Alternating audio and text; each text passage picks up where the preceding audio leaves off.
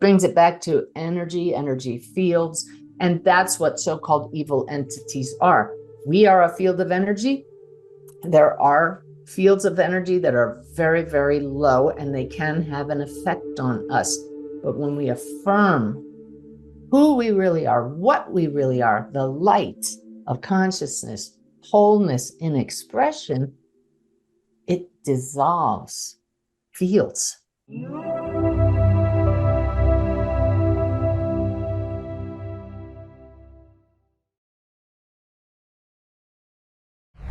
I'd like to welcome back to the show returning champion, Suzanne Giesemann. How you doing, Suzanne?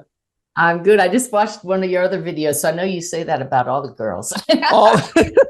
If they come back, everyone's a returning champion. I'd like to be everyone's a returning champion when they come back. But you are honestly, I think this is number four. Yeah. Number 4. So you are in a select club. There's not many that have done 4 yet. So I'm not sure to have had 4 of anybody yet.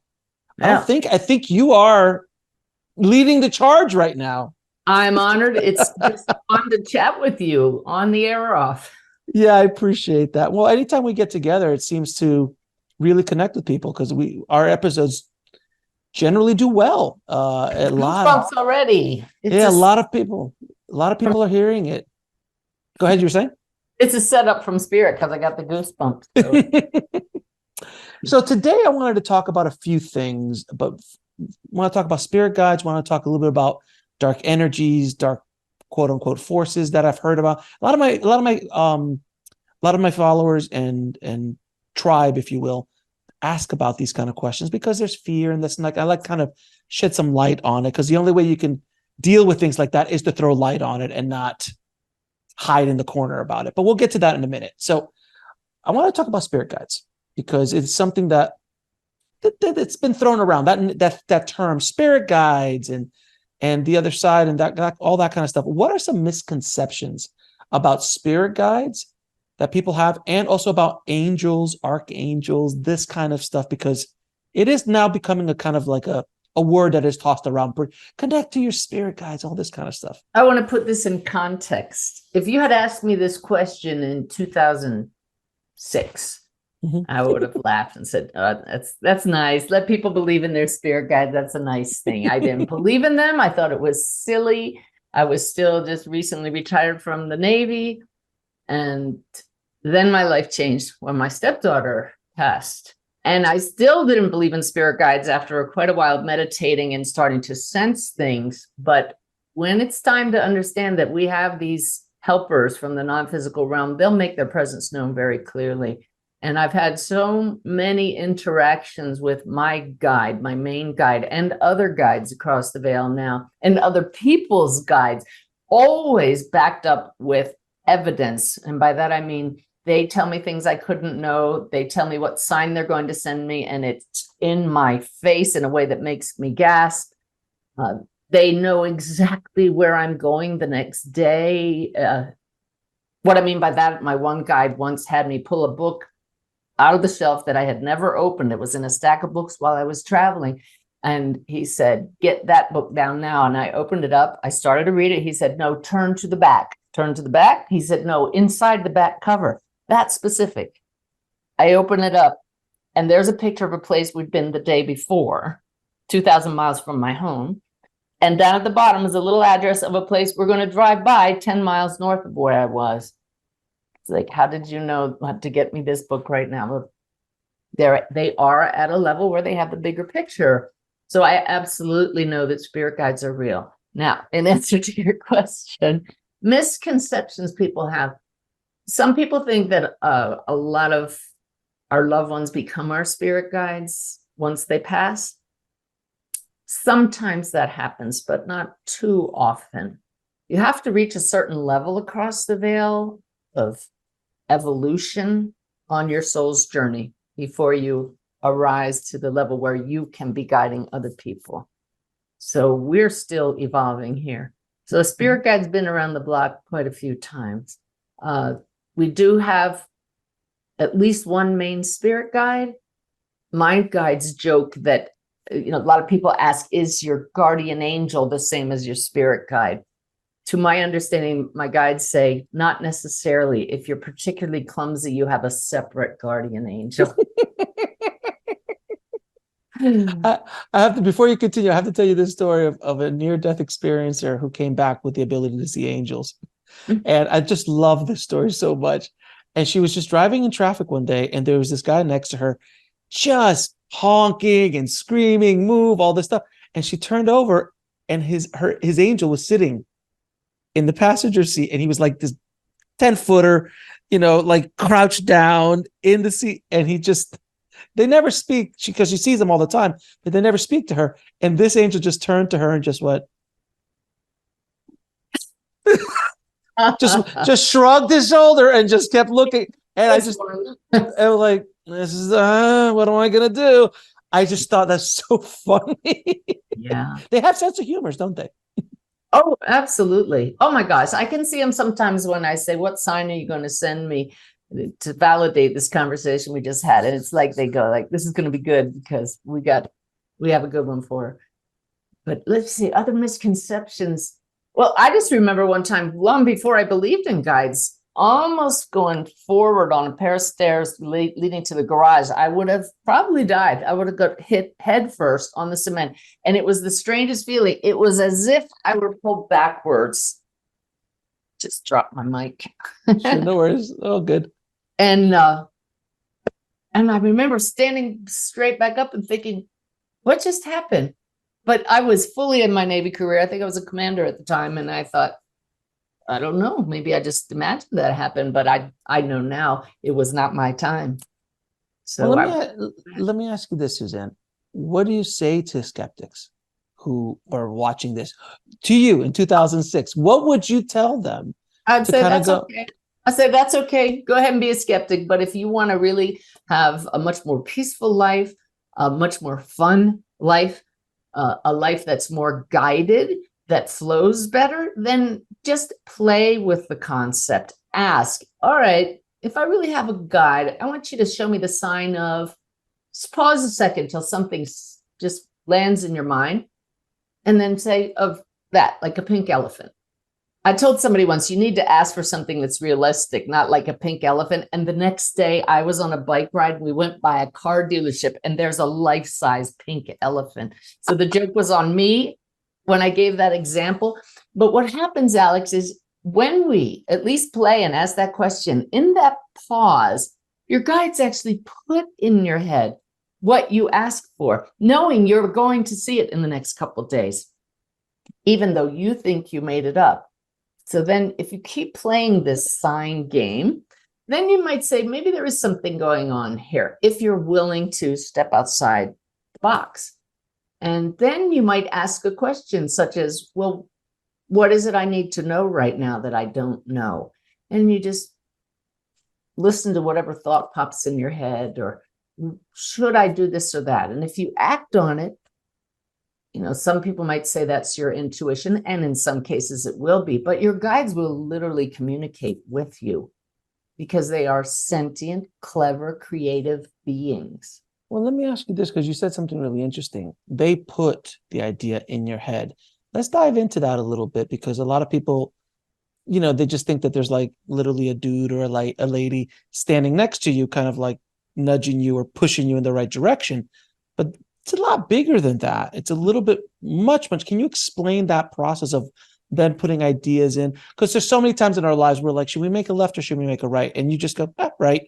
And it's like something made you go right. Or should I date that girl? Should I not date that girl? Should I get married? Should I not get married? Should I take that job? Should I not take that job? And there's something inside of you that many times is loud. You could feel it. Some people call it the gut, your gut. Intuition, but a lot of times you ignore it, and to your detriment. What is your experience with it? Absolutely not all of our brilliant thoughts are our own. Stop it. Sorry to burst your bubble. My ego is crying right now. And when we learn that and give thanks, like, oh, thank you for keeping me from making an idiot out of myself or whatever, then those types of thoughts, those helpful moments increase. because we're actually acknowledging I'm not in this alone. I don't have to do it all myself. So guides don't need to communicate in words, but they send a thought, we would say telepathically. It's received in your energetic field. The energy carries a vibration. That's the information in the frequency, and the brain translates it into a thought or words. And because it doesn't come with a voice, it sounds like your own thoughts. So what's the difference between a spirit guide placing ideas or thoughts into your mind to help you versus intuition or that gut instinct? Or is it all the same? Ultimately, it is all the same, because ultimately we're all part of one sea or field of consciousness. So sometimes you just can't tell. And I always say, does it matter? If it's helpful and healing, act on it. Don't act on anything that's not helpful or tells you to do something that might harm you, ever. Intuition is when your energy field is tuning into this, knowing this is the right action to take.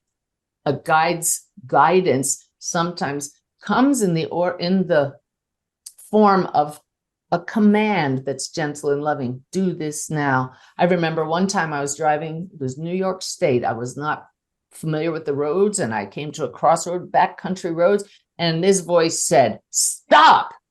It was so loud. I stopped, and typical scenario, I hadn't seen the stop sign, and this car was barreling through the other way. I would have been T-boned. Yeah. So your intuition doesn't shout stop. Intuition is part of your own energy field, your personal field, and a guide is an individuated aspect of consciousness, just as we are, but with the bigger picture. So would the intention or gut instinct be more connected to our higher self? Oh, yes. Yeah. More so than a spirit guide or any of the other characters that make up our team, which let's talk about that for a second, because so many people, again, don't understand that we are really never alone, ever alone. Even in our darkest time, they're there to help. From my experience, a lot of times they won't help until you ask. They won't interfere until you ask. Of course, stop and other little things, thoughts and ideas, but generally, like, I'm at the end of my rope. I need you to help me. Yeah. But if you don't ask for that help, a lot of times they stay behind. And this is a lot of times. That's the key. It's not like they're going to be cruel and hold back, but think of the analogy of a little baby who's learning to walk. And the parents will let it stumble a few times because that's how you learn and strengthen the legs. But if that baby is crying and going, oh, mom, dad, you're going to pick up the baby. Right. Or if the baby's careening towards a cavern.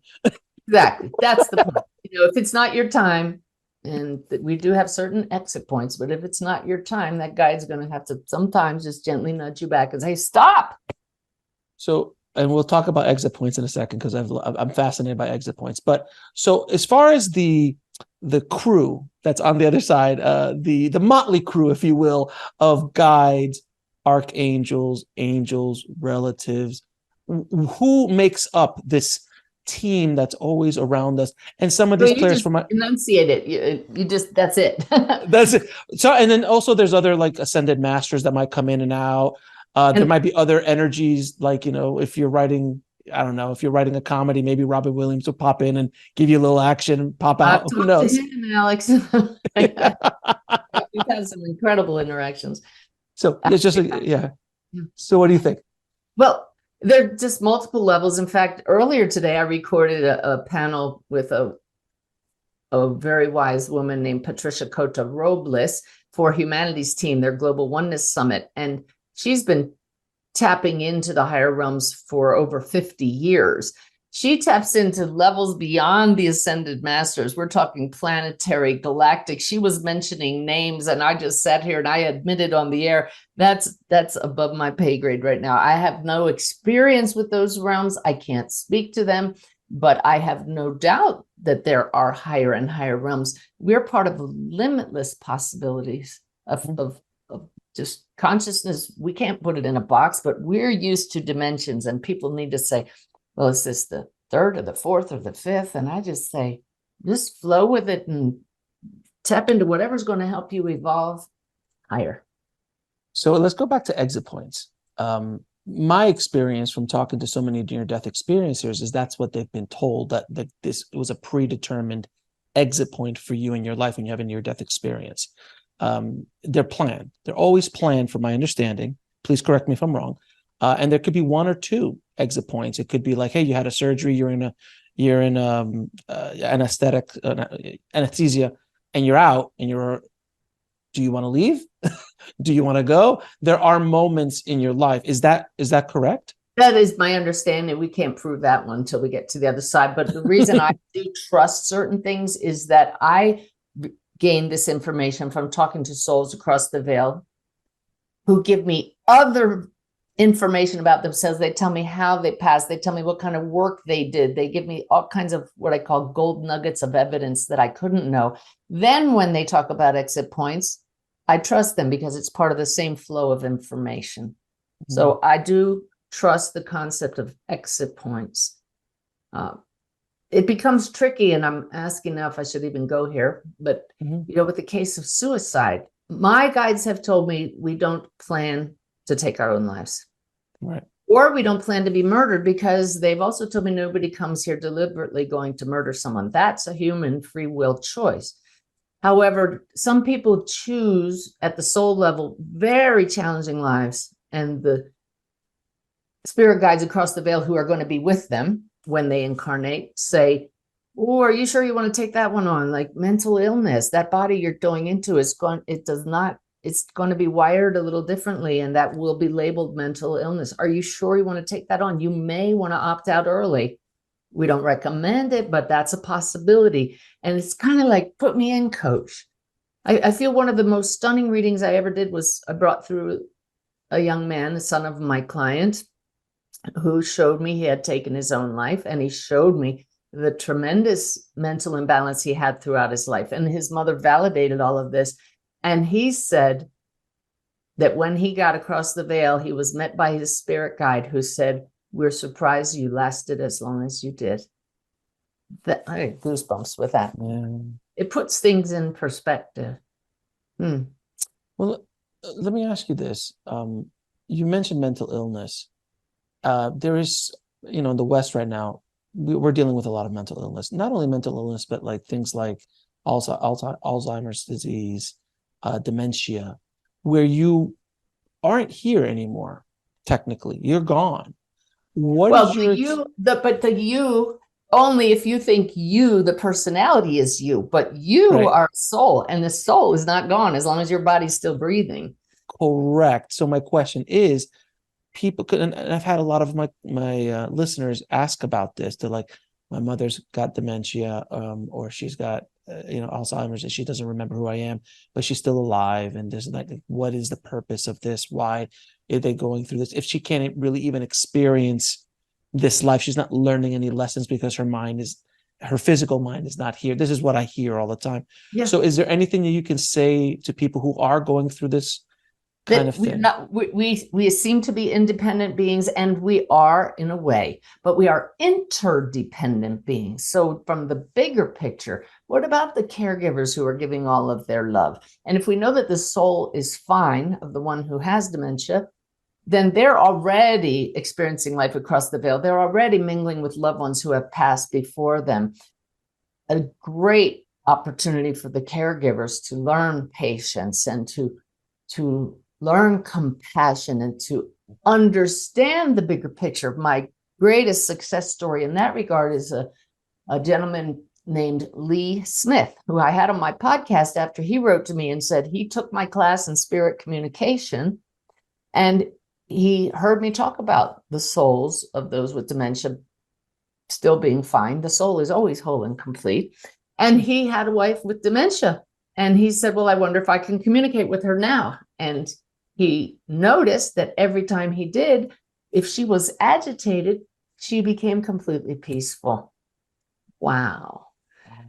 And after she passed, he continued communicating with her. He would hear back from her. Normal people like us, meaning you don't have to be this super gifted psychic to communicate soul to soul with a loved one here and now who has dementia. He, even if you don't sense them back, the fact that he noticed every time a difference in her piece when he would just talk soul to soul. Notice that's the name of my next class with the Shift Network. I taught it before, and it was the most popular class the Shift Network has ever offered. So we're doing it again, but live. And I'm always learning new things, so the class will be a little different. But it's not Alex talking to your mother with your mother's soul. You have to learn to shift to the soul of Alex talking to the soul of mom. We learn to step out of our human role, because this is a very limited perspective versus that of the soul. So that's what I love to show people how to do. Now, with all the clients you've spoken to and all the people you've spoken to over the years, with your channeling and your abilities, can you give us an example of a transformative event that happened to your client or to you because of this ability? We've heard the story of you and your daughter who passed, but with the client specifically, anything? There's many, I'm sure. I have so many, and I hope I didn't already share this one. I may have. This woman whose doctor didn't know what else to do with her. She was in such deep grief over her husband's passing. And she said, well, there's this woman in our community, Suzanne Giesman, who allegedly talks to people who have passed. Why don't you go see her? So I didn't know anything about her, didn't know her physician sent her to me. And she showed up and I said, oh, I know why you're here. You have a husband who passed. And he passed because something burst in his head like an aneurysm. And she looked at me, she said, yes, he had an aneurysm. And I said, he's really proud of you. He says you just traveled to England the first time you've traveled since he passed. And she said, how do you know that? And I said, because he's right here talking to me, telling me about that. I described his personality accurately, but the transformative moment, Alex, was when I said, ooh, your husband just said to tell you, don't you dare take those pills in your purse. And she looked at me like this and she said, nobody knows I stopped at Walgreens on the way here and got enough pills to take my life if I didn't hear from him today. Wow. I saw her a year later. I'd forgotten all about that. I was asked to speak to a community group, like a ladies' luncheon. There were a bunch of skeptics in the audience. Like, what are they doing having a medium at our meeting? And there was some religious fear in the audience. And she stepped up. She said, I'm the vice president of this group. May I introduce you? And I could barely remember her reading, but I had forgotten that moment. Let me tell you, when she shared that line, every crossed arm in the audience came down. People were just stunned because they know her. She was bright and cheerful. She was living life fully again. It makes all the difference in the world to know this is not the only world. It really, there is something very comforting about that.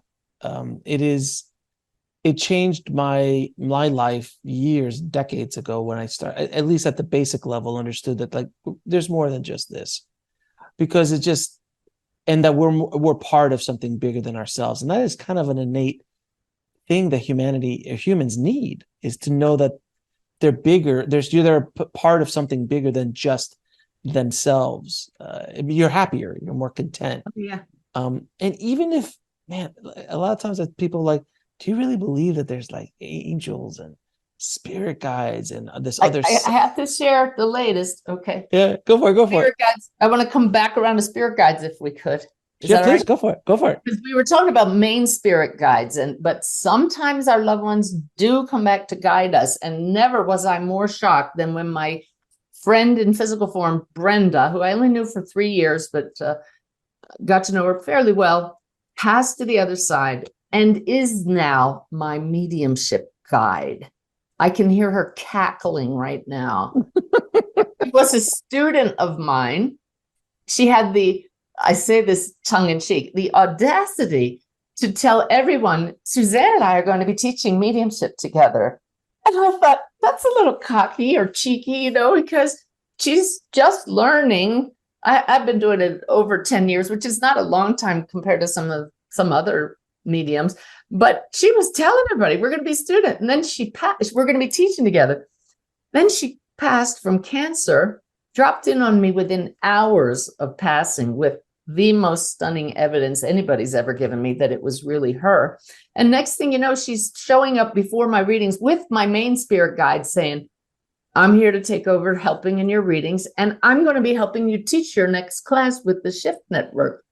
And she did. We are now teaching mediumship together. So let me ask you that. All right. So, okay. Well, first of all, that's an amazing story.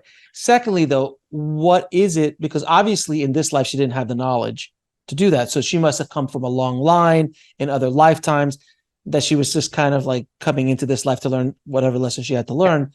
But she really was a master far beyond your capabilities in this life. And she came back and helped, or no? Not necessarily at mediumship. Okay. What happened was Brenda had a very big awakening right before she passed. She was she loathed herself most of her life. Her parents really put her down for her weight, her sexual orientation, and so she just hated herself. But before she died, she learned to love herself, and she really understood who we really are as souls. Her mantra given to her by my guides was, I am free from this human suffering and the human BS belief system that keeps us trapped in suffering. She was a changed person. So she passed to the other side, and she told me when she came back, I didn't become all knowing, but she was a school administrator and a teacher. And now she takes people, she doesn't tell me what to do in a reading. She takes my spirits across the veil that belong to my clients. She lines them up and gets them in order. Who's going to go first? She tells them, this is how Suzanne works. She really wants to know how you passed. She really wants to know what kind of work you did. So be sure you tell her that. Be sure you give her a current event, because she's not happy unless she gets a current event, so the loved one knows that you're around them. And these are her symbols. For example, I did a reading one day, and this woman, my client's father, came through and showed me a hypodermic needle. She said, oh, yes, that's significant. I said, now he shows me a caduceus. She said, yes, he was a physician. And I was just like, wow, that's really cool.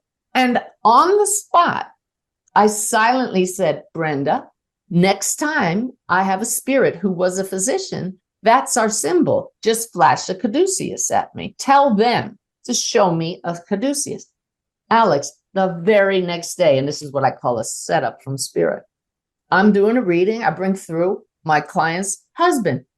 We're going along, and all of a sudden that husband flashes a caduceus in my mind.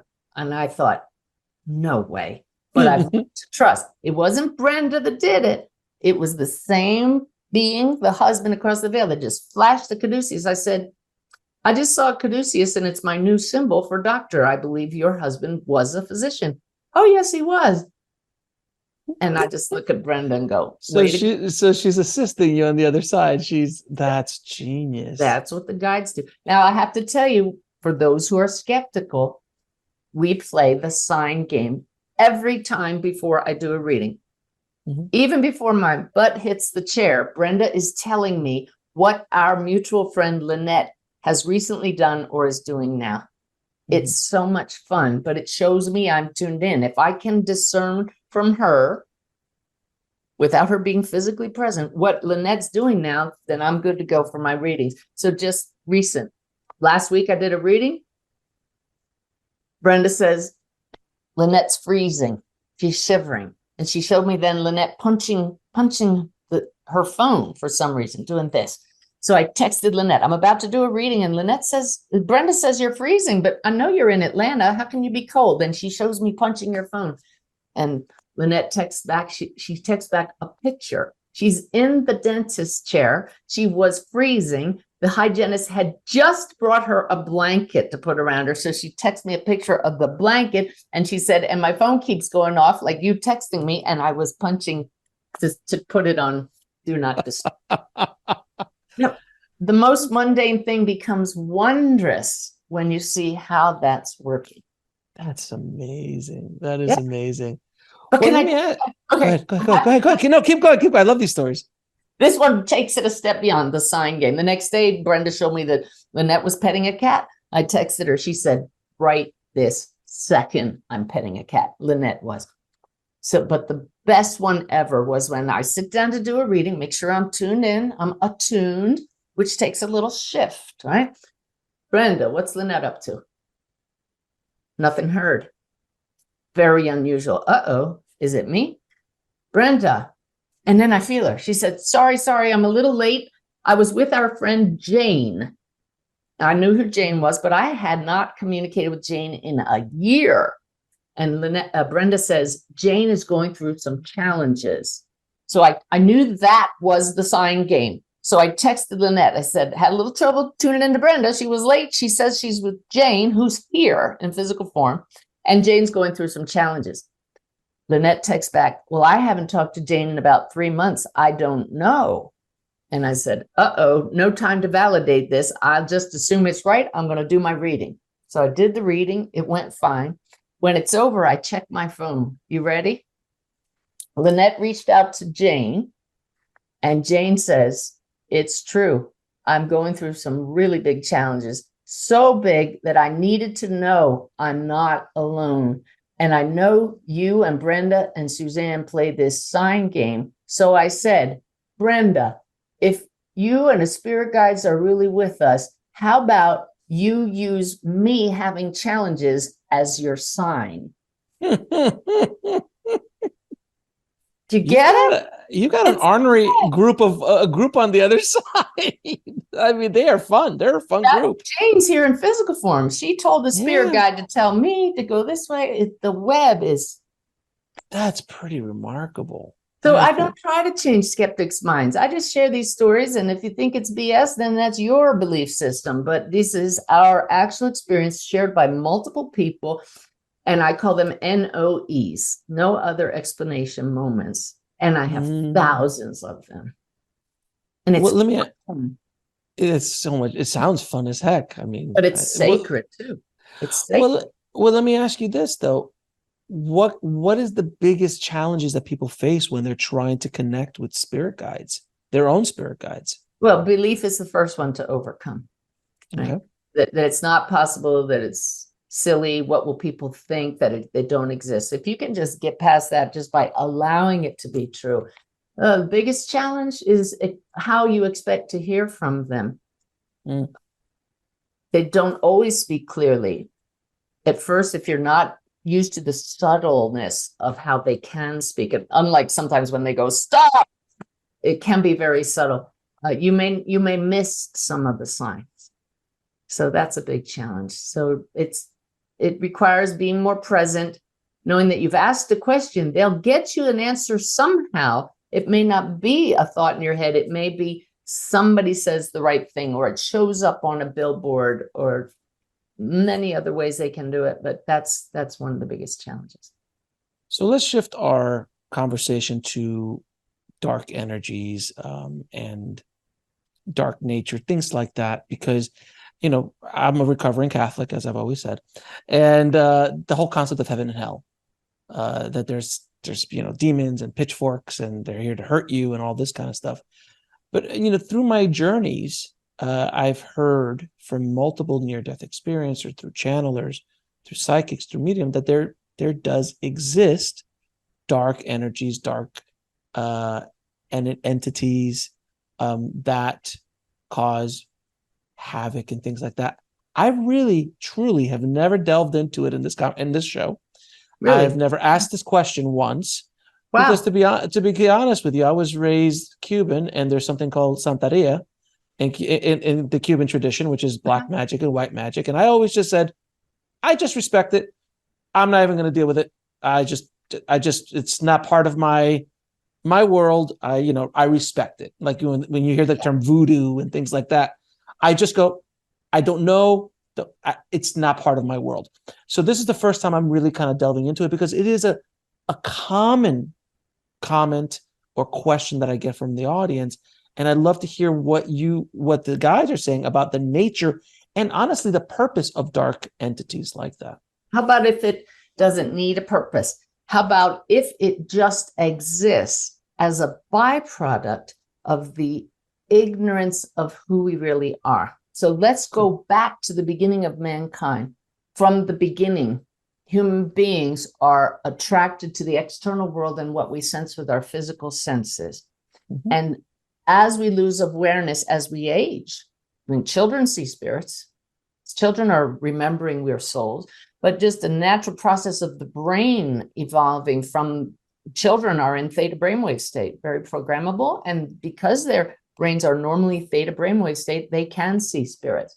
But then you get to age around 14 and you're in beta all the time, beta brainwave state, and you're much more in the left hemisphere, looking at the objective world and not aware of spirit guides talking. Mhm. That's how we sense our spirit guides. Learn to access alpha and theta brainwave states. But because people are drawn to the external world, we make choices that aren't in alignment with the soul. We hurt each other, we kill each other, we're mean to each other. And all of that energy exists and creates this field of human consciousness that is not aligned with love. It's an energy that just is. It doesn't serve a purpose. It's the result of poor choices and ignorance of being the light.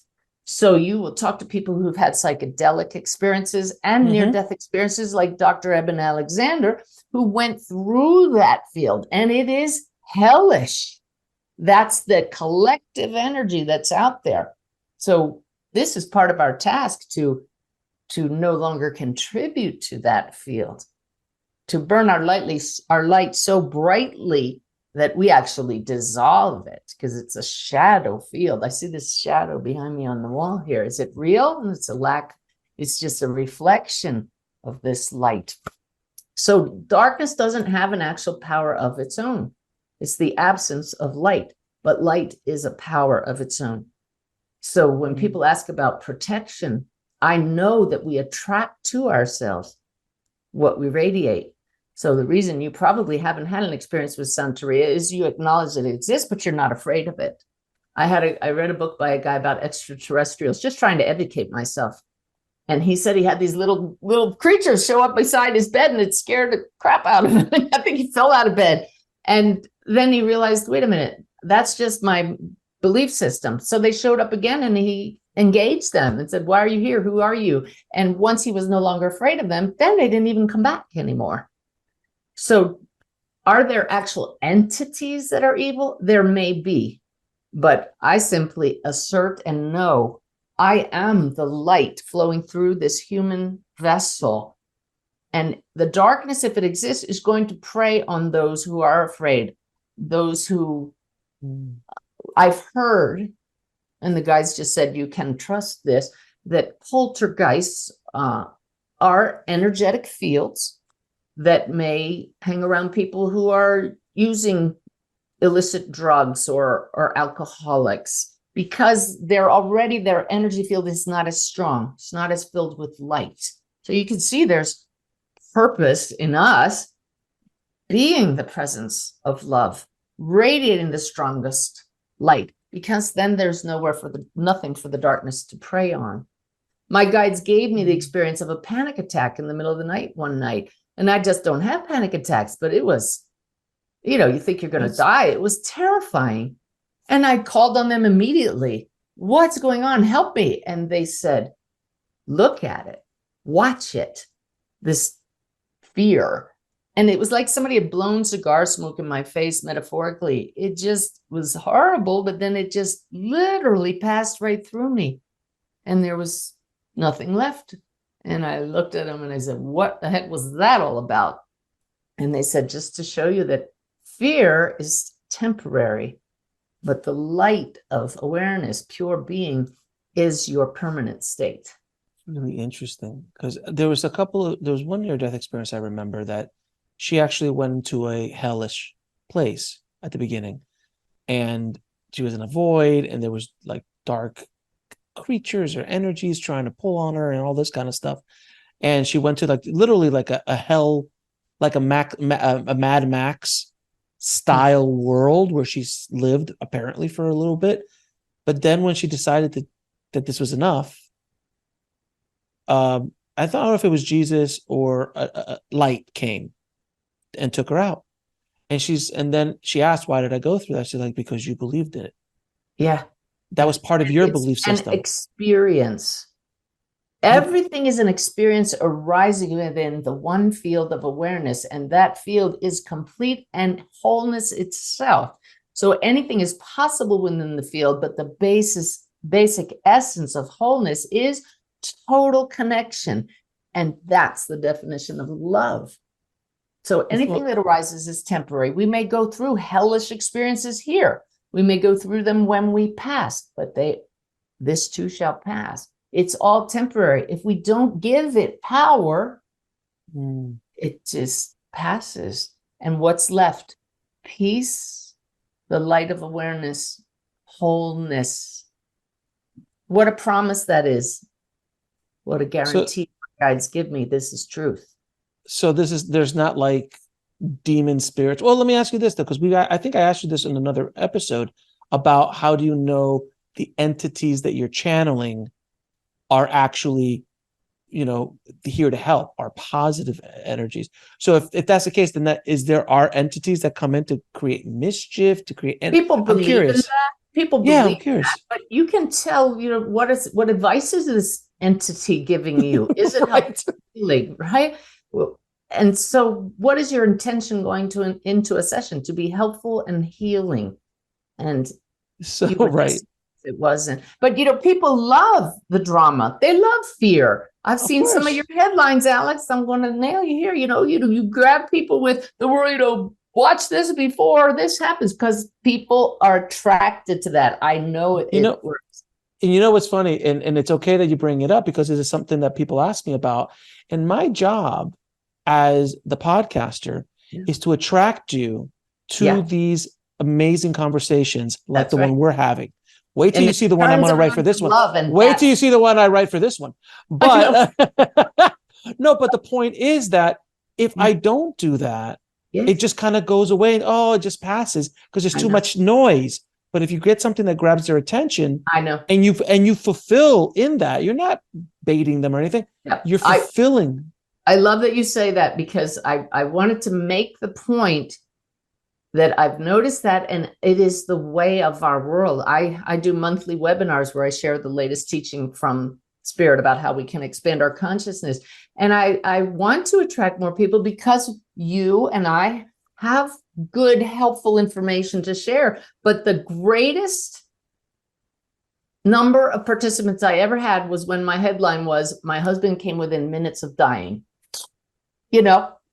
I mean, look, Suzanne, if I call this a lovely conversation with Suzanne Giesemann, can you imagine if that's the thumbnail? Nobody, like a healing, a spiritual conversation with, Let's talk spirit guides. Let's talk spirit guides, la, la, la. If I put that out there, it just doesn't grab the attention of the world. And to be honest with you, the people who look at that and are attracted to those kind of need it the most. And here it is. And I hope that I put it in terms that help people to see this a different way. Drama draws us in. Wonderful. Now get out of the seat on the floor and go to the balcony where the soul is and look down and say, isn't that interesting?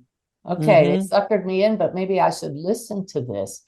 And I don't even consider it suckering them in. It's just more of like attracting them. I don't mean to get you in trouble. No, I don't. Look, I have no problem. I'll go head to head with anybody who has a problem with it, because my intentions are true. My intentions are trying to get people to come in. Come back for the fourth time. Trust me. I appreciate that. And because I've seen, I sometimes re-release episodes. I re-released one of your episodes, one of the early episodes, because you're one of my early guests. I think you're in the first 100 episodes, I think. And that episode, kind of died off because it was an older episode. I'm like, no. There's a lot of magic in that episode. Let me repackage it, put it back out into the world. And that episode, I think, it stopped at like 70,000 views. And then when I re-released it, it's now over 250,000. Yeah. And it's the same conversation, just a little tweak on the packaging. Yep. And look how many hundreds of thousands of more people got to see that conversation. I know. See what I mean? And this is the thing, Alex. it's when you realize we do have a choice to come from the human perspective or the soul's perspective, and one's not right or wrong. It's both. Both are important. We are human. I'm on this spiritual path, but people think, well, does that mean you can't be practical and realistic? While we're playing the role, we need to make tough decisions and tough choices sometimes. And if somebody is about to shoot you, what are you going to do? I'm going to try to come with love, but my human body's going to react a different way. So we walk this beautiful balancing act between the human and the soul. No, without questions. Now, with the going back to the dark field that we're talking about, this is at a very low vibration. It's at the vibration of fear. It's a vibration of hate. So again, if you are vibrating at a higher level, bringing love, bringing service, bringing happiness to people, that is in a way of protection, if you will, from that. Is that true? I just saw you shake there. You okay? That was the spirit, the energy that just came through. I know that part of the reason people enjoy these videos is there is a transmission of energy. Absolutely. There's no doubt about it. And that was just a jolt of it. You talked about my cruise to Alaska, which we just completed. And I got to spend 14 hours with the group that came with me of sharing like this. And I have a wonderful friend who's an energy healer, and she worked with 4 of the people that were on the cruise. She'd worked with them in the past, and 4 of them separately, individually went to her for another session. And she noticed in all 4 of them that they were more embodied. Their soul energy was more present. She said, Suzanne, I feel the people on your cruise with you had a transmission of energy. And I said, it's true. Oh, yeah. And so anybody who reads material, who watches podcasts, who attend channeling sessions, watch videos of people who truly have learned how to embody the soul and connect to higher consciousness, receive that energy. So when we all start radiating that higher vibration, then the brighter light eclipses the darkness. It's just a natural result. So this is why I'm okay with the sensational headlines, because these programs make a difference energetically and logically to those who aren't yet there. I appreciate that very much. I want to share something with you, and this is another area of this kind of lower vibration energy that sometimes we run into in spaces. So I always use the example, if mom and dad are fighting and you walk in and they're silent when you walk in, you'll go, what the hell just happened here? You could feel it. That's on a very small level. And I'll share a story that happened to me when I went to go see 9/11. I went back to the Twin Towers after, years later. And I was in the Twin Towers when I was a kid. So I remember actually going to the very top and so on. When I literally crossed the street when I walked on to the sidewalk where the monuments are, those 2 giant waterfall thingies. I just got like a weight, this heavy energy just grabbed. I was like, oh God, I felt it. And then as I walked through it, I went down under into the museum, and I'm like walking around, and I did a couple little prayers before I went in and tried to kind of protect myself with light and stuff. But I felt it. It was visceral. It is visceral. So what advice would you have for people who, if they are walking into areas or physical buildings, physical rooms, even being around people who are toxic, there are many that we've run into across our journey. Yeah. What can we do to kind of protect ourselves from that? You realize beforehand that you're going into a situation like that willingly, and hopefully that it will help you and help you evolve by what you learn and what perhaps insights that you gain. There are many metaphors you can use to put a bubble around you, be inside a bubble that's permeable so that love will come in and out, but nothing heavier than that. A ring of fire around you that, like a bug zapper. These things really work. I once tried putting a mirror all the way around me to reflect outwards. My husband's biggest pet peeve is when you get gas at a gas station and they don't give you the receipt. He goes marching inside because he has to go in now, gets the receipt. He comes out. I put the mirror up around me. The first time I ever tried it, he sits down in the seat and he's like, all right, I'm cursing about having to go in to get the receipt. And 30 seconds later, he went, I'm being kind of negative, aren't I? I was stunned. It just reflected right back at him. So that's just a minor example. But that's Beautiful. when you know you're in energy, but even that's coming right at you. But battlefields and Holocaust museums, I can't. Oh, Well, I was in a World War II museum. I lasted an hour and I said to my husband, I need to leave. I need to leave. And it wasn't just my thoughts, it's the energy. I went in a consignment furniture store. And the more I got towards the back, the older the furniture was. It just had this heavy feeling from the people who owned the furniture. And I had to leave. I can't go in antique stores, the more sensitive I get. you know what? That's really interesting too. I can't go into, like, when I go into antique stores, I'll last for a little bit. I'm like, it's just kind of like weird energy. I never thought about that. Were bad, but it's No. different to you in a different time periods. So it's really important to understand what I call energetic hygiene, that we literally can clean and clear our energy field. I ask my audiences when I teach workshops, how many people, I have a very serious personal question to ask. How many people here shower regularly? And then people are so shocked they don't raise their hand. And I say, really? Nobody? And then, of course, we do. We shower regularly. And then I say, okay, you clean your physical body regularly, but how often do you clean your energetic body? By doing chakra clearings, balancing, any kind of practice to clear the rooms. I had given about 600 readings as a baby medium way back when, and I noticed my accuracy started going down. And I went to my spirit guide and I said, what's going on? And the guide said, you have done all these readings here and you have never cleared the energy in the room. Now, other energy workers probably say, oh my God, are you kidding me? But I didn't know I'm the Navy officer, right? Nobody told me about clearing the energy room. My two teachers to that point never mentioned it.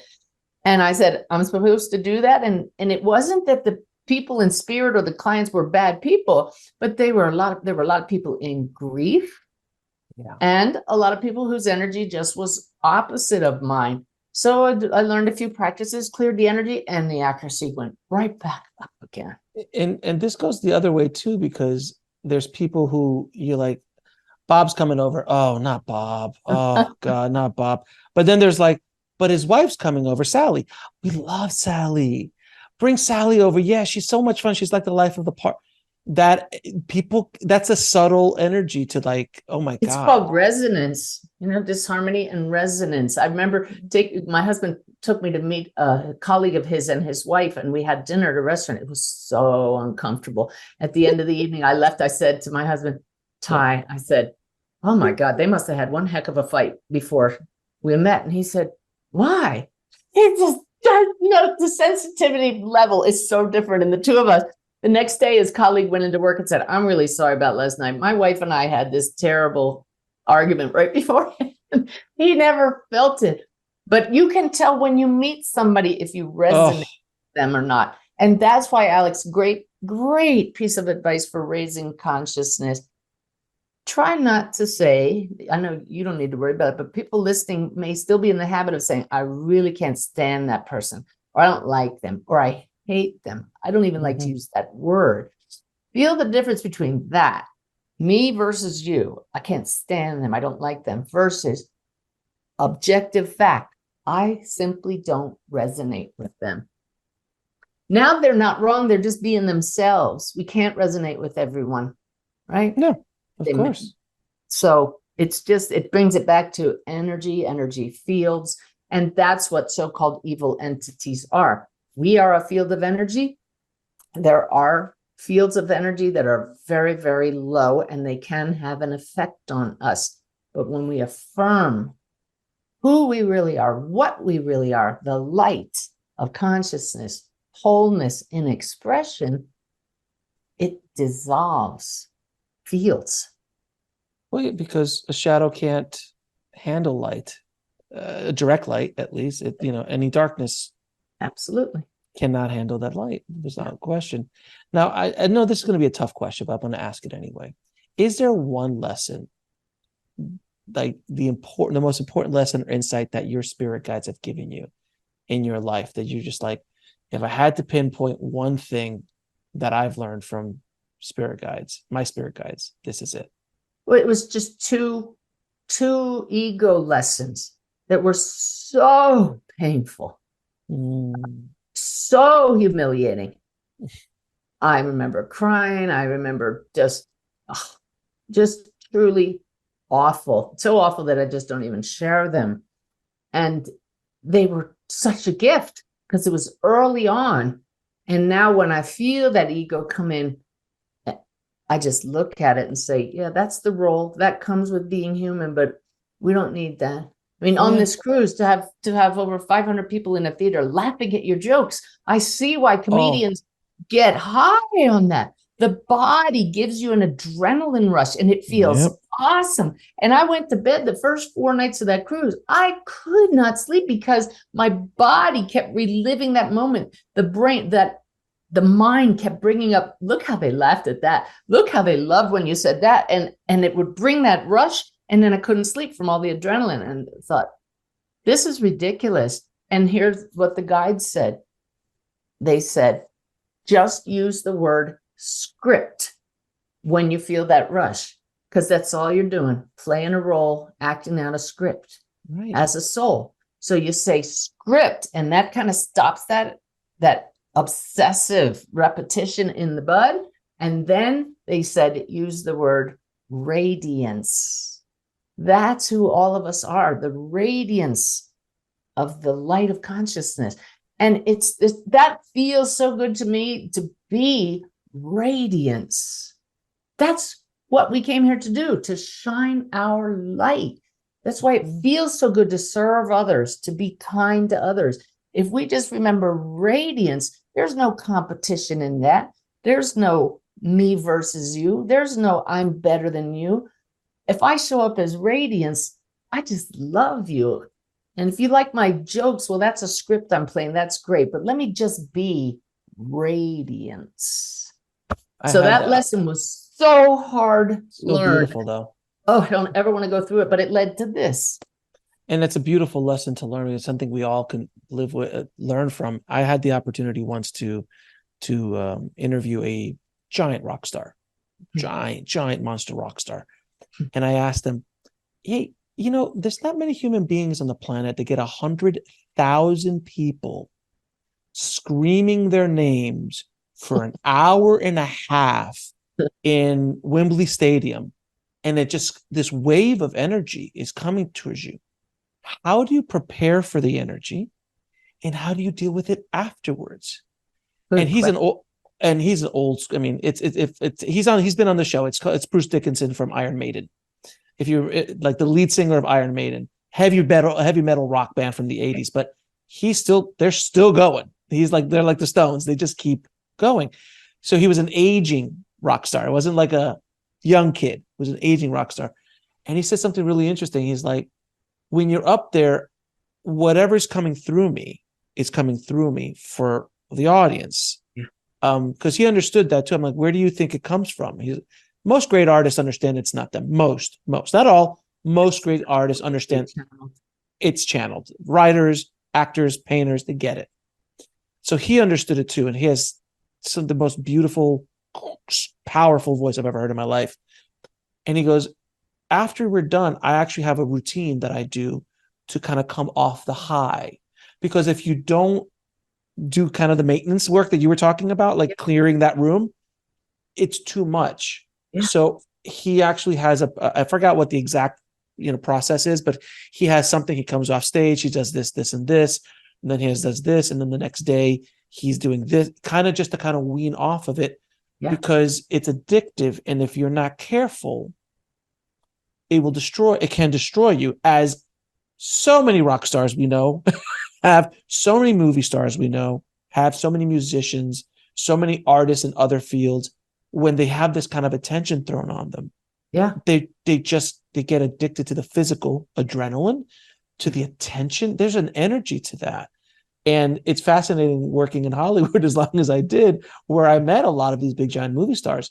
And some, someone like a Meryl Streep or a Denzel Washington, so grounded. They're just like grounded. And then you meet some of these younger kids who just feel like, well, why isn't anybody looking at me? I have to create some drama now so someone can look at me. I need attention. I need all this kind of stuff. And it doesn't, it's, by the way, Hollywood doesn't have that on hold by themselves. Most people who are needy or things like that do that kind of stuff, act up to get that attention.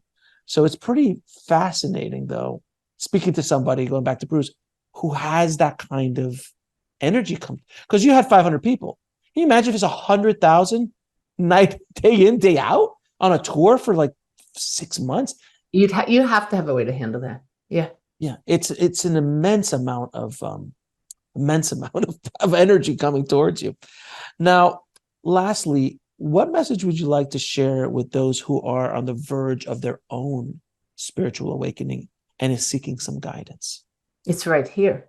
My biggest moment of awakening happening right after I brushed my teeth, and it wasn't bells and whistles, and it wasn't God speaking in this great voice. I just turned around and suddenly just knew this is God looking through these eyes and your eyes and everyone else's eyes. This God is not a being. It really is this state of being, but it's only this infinitesimal taste of it while we're in this body. But I just knew it by grace. Everything that I've been learning and feeling and experiencing in meditation and reading about it and educating myself about the greater reality, that helped me come to that moment. But to finally, for that awareness to come through and say, wait a minute, what I've been seeking is right here, but it's not that exciting. But wait a minute, it's always here. I don't need to look outside myself anymore. That's when you can say, I am free. Beautiful. Beautiful. Now, I normally would ask you my questions I ask all my guests, but you've answered them 3 times now. So might be different every time. Every time I do an interview, I ask my guides, let's do it fresh. Because if you listen to people that tell their stories, and husbands and wives know this all the time, oh, here comes that story. They say it word for word, the same story every time. So I've asked my guides, if you give it to me every time, it'll be fresh. Okay. So then let's do it then. I don't even remember what the question is. So what is your definition of living a fulfilled life? Living a fulfilled life. Wow. Okay. Are you cutting me off? I didn't get an instant answer to that. Oh, it's no longer feeling empty. And so there's no one thing that does that. It comes with awakening. Love that. Beautiful. Now, if you had a chance to get into a time machine and go back in time and talk to little Suzanne, what advice would you give her? You're not alone. I probably gave that answer before, but I sure thought I was. Yeah. How do you define God? This. All of it, everything. And the little stuff and the big stuff. Yeah. And what is the ultimate purpose of life? To experience love in full expression. That's my acronym, LIFE. Fully. To roll around in it and to make something more beautiful from what is already magnificent. And where can people find out more about you, what you're doing, and your new course with the Shift Network? SuzanneGiesman.com. You'll have a link to my course at the bottom. Soul to Soul Communication at the bottom of your site here, but SuzanneGiesman.com, and YouTube channel as well. All kinds of good stuff out there. Thank you. And what is your parting message for the audience? Or what are the guides' parting message for the audience? Guides message for the audience. They said, keep listening to Alex because he's tuned in.